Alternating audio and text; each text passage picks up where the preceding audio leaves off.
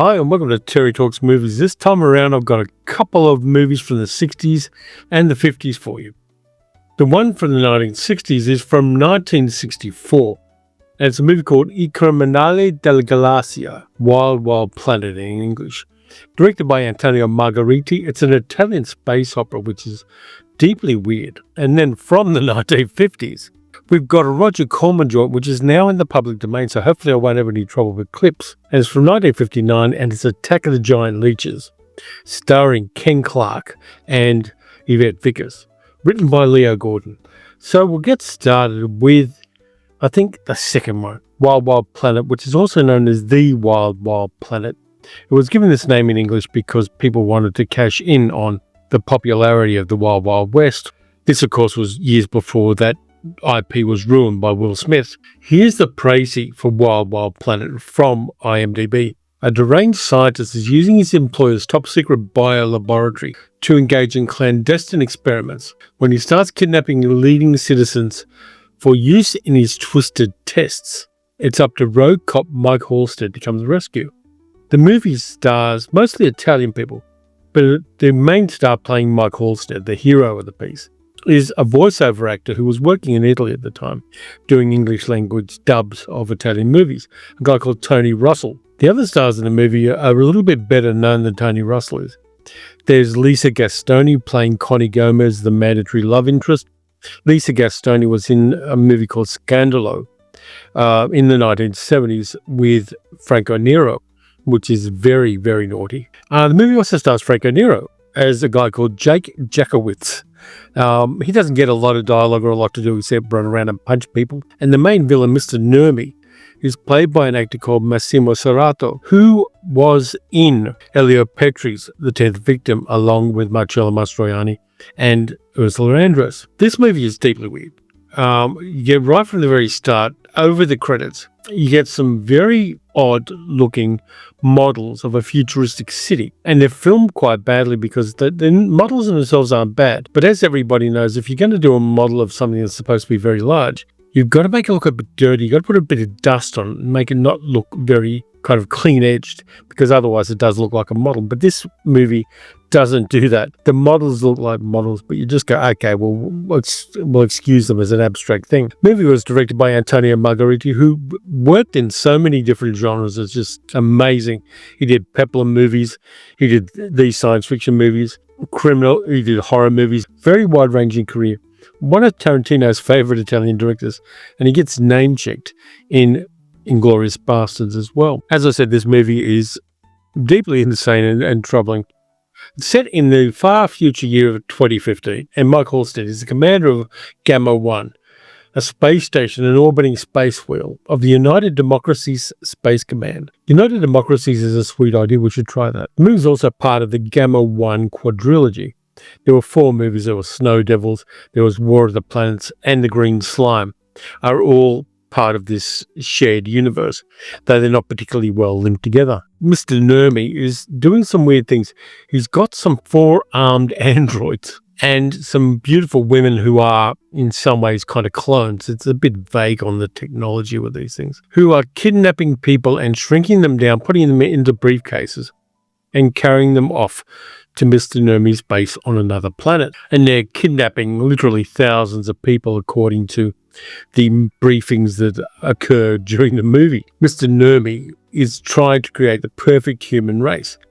And he sees Connie Gomez, the girlfriend played by Lisa Gastoni, and decides that what he wants to do is merge him and her to create the perfect human being, kind of the way John Finch did in The Final Program in the 1970s. This is his master plan, is to basically get together with Connie in a very original way. The movie, like I said, is really mad, deeply, deeply mad. But the things that are interesting about it, there's a few of them. They got some very groovy bubble cars in this movie with fins on the back and bubble tops. They kind of look good, but they also travel very slowly on the country roads where they film them. They're all doing about 15 kilometers an hour and nothing more than that, because it's pretty obvious that the wheels underneath them will tip over if they go any faster than that, but we'll allow for that. The model work and the sets are kind of interesting in a very basic way. The movie didn't have an enormous budget, but it does a lot with what it's got. The miniature sets are in some places good. The space station work is quite good. And the internal sets are good. But the model work of the city is something you'd see in a 1970s shopping centre display for children. It's at that level of work. But I kind of was there for that. It didn't matter too much to me. I just went, okay, here comes another one of those cute models. And I really like the way they do the monorail and the little cars going along the little roads. Felt like something that I wanted to have as a toy as a child. And maybe that's the intention. And maybe that was the intention. The movie was made with the intention of selling it to television in America. So they wanted to do some theatrical distribution in Europe. But the main intention and the financing came from MGM Studios in America, who wanted something cheap to put on as programming on television and selling it through syndication. And the 4 movies ended up being that, though. The Green Slime being filmed in Japan and made with somewhat of a bigger budget and better special effects, ended up being released theatrically in most markets. So what are the virtues of Wild Wild Planet? First off, it's got that wild plot, and there's a scene where the androids are trying to shrink down one of the scientists, and they end up not shrinking him all the way down to briefcase size. They get somebody of small stature to play the half shrunk down version of the scientist, and he ends up being there at the end of the movie, probably about 4'10" tall. And he's a little cheesed off because he's stuck at that position because they blew up all the technology that would enable him to be back to full size. So there's goofy little things like that. And none of the characters are well written. Lisa Gastoni, of course, is a beautiful actress and a fine actress as well.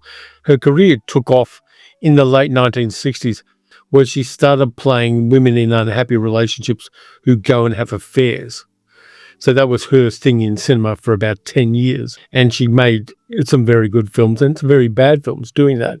But the Italian viewpoint on space opera is very different than the American one. The American one is very focused on the industrial military complex and that combination of business and the military working together. And of course, there's usually a lot of stock footage used in American science fiction movies of the time, particularly early space operas. But in Italy, the concentration seemed to be more on the style of things. The weird sets that they create with technologies that don't work intuitively.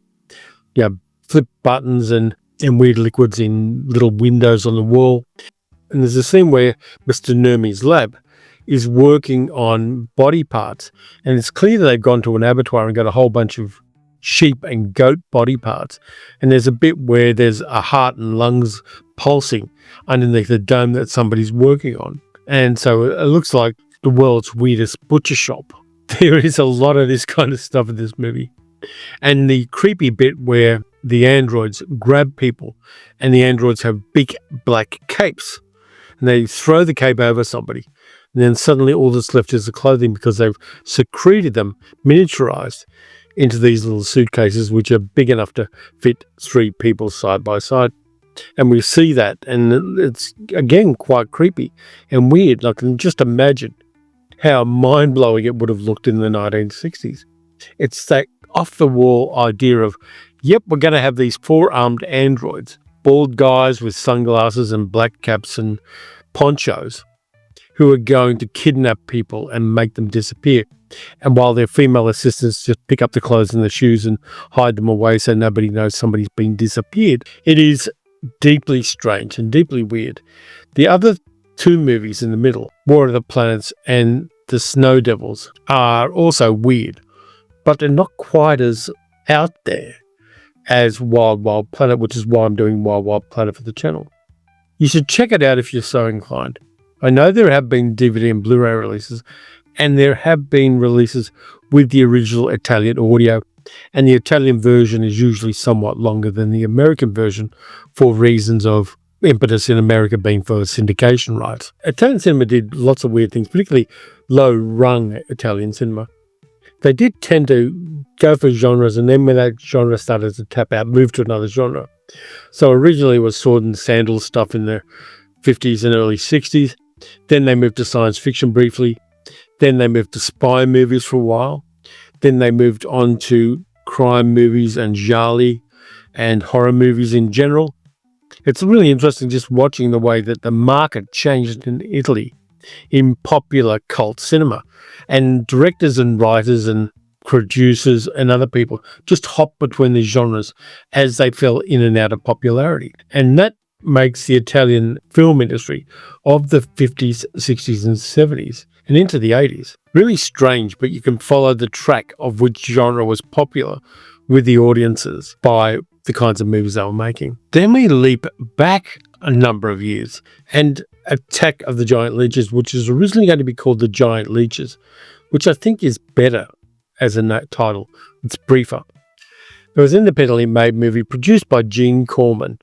It wasn't actually made by Roger Corman. It was produced by Gene Corman, his brother. Directed by Bernard L. Kowalski, a kind of jobbing director who was of Polish descent. He mostly did TV stuff and worked well into the 1970s. He did episodes of Columbo, of Banachek, of Airwolf and Knight Rider later on. But he made movies like Krakatoa East of Java and Stiletto with Alex Cord, Macho Callahan with David Jansen, and then moved into TV stuff. Attack of the Giant Leeches is right at the start of his career. It's set in the Florida Everglades, but it was actually filmed in the Los Angeles Arboretum, which had substituted for various exotic locations as far back as the 1930s when they were making Tarzan movies there. The movie stars Ken Clark, who started his career playing Stew Pot in South Pacific, the Big Rogers and the Hammerstein movie. He was one of the sailors there, big beefy guy. Not a great actor, but okay. But he looked really good. He was strong and he was cut and he could take his shirt off and not embarrass himself. We also had Yvette Vickers, who was a bit of a starlet and a pin-up girl, who at the time this movie was made, posed as a centerfold for Playboy magazine in the late 1950s. She went on to have a little bit of a career in Hollywood. And then when she died in her, I think, 70s, they didn't find her body in her house for a year. People knew that she disappeared, but nobody bothered to investigate, and her body was found about a year after she died of a heart attack, which is quite sad. But Yvette Vickers is a bit of a thirst trap in this movie.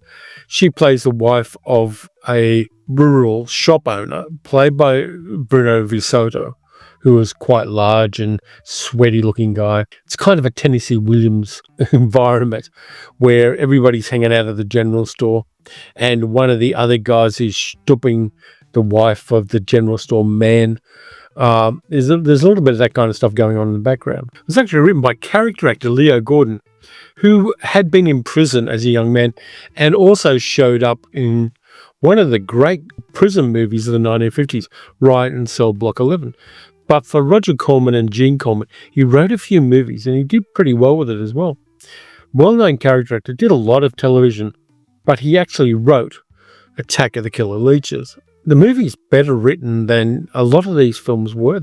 There's an environmental awareness well before environmental awareness was a big thing, because the main character, played by Ken Clark, a guy called Steve Benton, is actually a game warden in the Everglades, and his job is to look after the pristine natural environment and stop people messing around with it.